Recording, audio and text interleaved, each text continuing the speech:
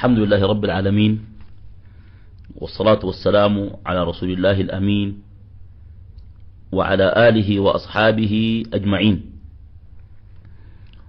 عنوان حلقتنا مودة ورحمة،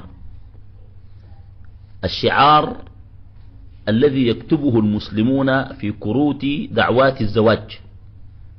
ومن آياته أن خلق لكم من أنفسكم أزواجا لتسكنوا إليها وجعل بينكم مودة ورحمة إن في ذلك لآيات لقوم يتفكرون.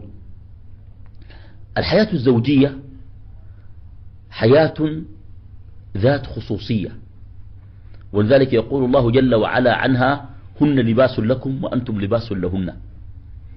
ولو أردنا أن نأتي بفصحاء الأرض وبلغاء الدنيا وحكماء الأرض لما استطاعوا أن يتجاوزوا هذه العبارة الأخاذة المختصرة الموجزة القوية المتدفقة بالمعاني الحية: هن لباس لكم وأنتم لباس لهن.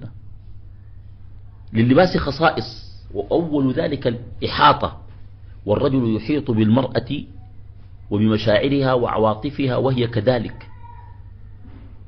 ومن خصائص اللباس الالتصاق، وهذا في الحياة الزوجية موجود. ومن خصائص اللباس الستر، ومن خصائص اللباس التجمل والتزين، وكل هذا متوفر في هذه الحياة الزوجية. وفي الآية التي قال الله عز وجل فيها لتسكنوا إليها بلاغة. الحاصل أن الرجل يسكن مع المرأة والمرأة تسكن مع الرجل، يسكنان في غرفة واحدة يسمونها بغرفة النوم، ويجعلون بيتا وأثاثات يتخذونها مطبخ، صالة، وأوضة، غرفة للعيال، هذا لتسكنوا معها. لكن الله قال لتسكنوا إليها، لأن قمة السكن ونهاية السكن ينبغي أن يكون في الحياة الزوجية السكينة والطمأنينة، راحة البال والاستقرار والهدوء. وممكن أقول لكم شيء: العلاقة الزوجية هي أولى العلاقات الإنسانية على الإطلاق. خلق الله آدم، وفي الجنة قبل أن ينزل إلى الأرض خلق له حواء ليسكن إليها. ممكن يخلو له يجيب له أخ، يجيب له أب، يجيب له أم، لكن جاب له زوجة حتى يأنس ويطمئن، ولأنه لا يقدر على الوحدة ولا على الانفراد. وبالمناسبة الزوجية سنة في الوجود، والله هو الوتر الواحد الأحد الفرد الصمد. ومن كل شيء خلقنا زوجين لعلكم تذكرون.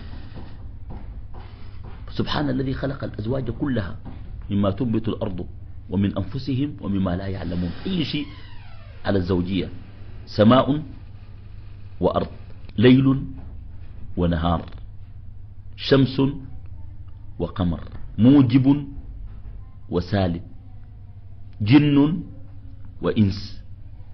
فسبحان الذي خلق الأزواج كلها ذكر وأنثى. فسبحان الذي خلق الأزواج كلها مما تنبت الأرض، النبات ذاته على الزوجية، ومن أنفسهم ومما لا يعلمون، ليل ونهار.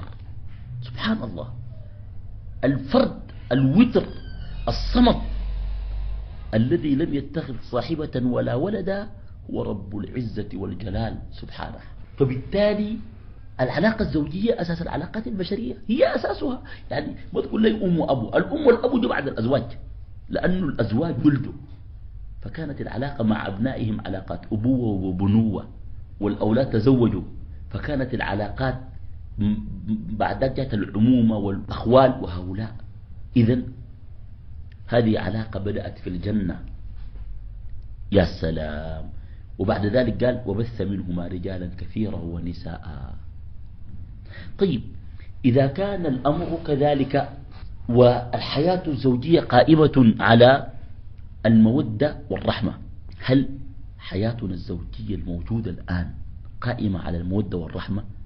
ذلكم المسلسل التركي الذي كان مليئا بالرومانسيات والغراميات هز الأسر والبيوت، وذلك كأن الناس يفقدون هذا في حياتهم وفي ممارساتهم.